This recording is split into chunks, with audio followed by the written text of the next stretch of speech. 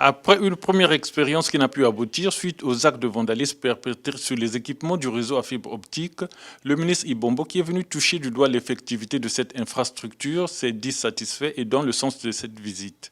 Nous sommes venus visiter la première infrastructure physique qui relie le Congo et le Gabon.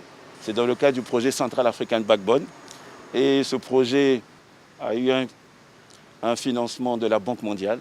Et dans le cadre de ce projet, il faut qu'on mette en place un partenariat public-privé qui a pris la main le réseau en moins de 6 mois et puis qui a refait tout le travail. Et voilà, nous sommes venus nous assurer que tout fonctionne et tout marche.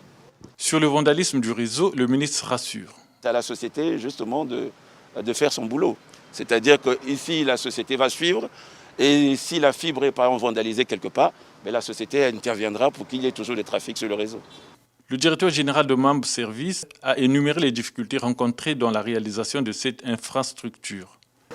On a eu à faire des réparations sur près de 40 km.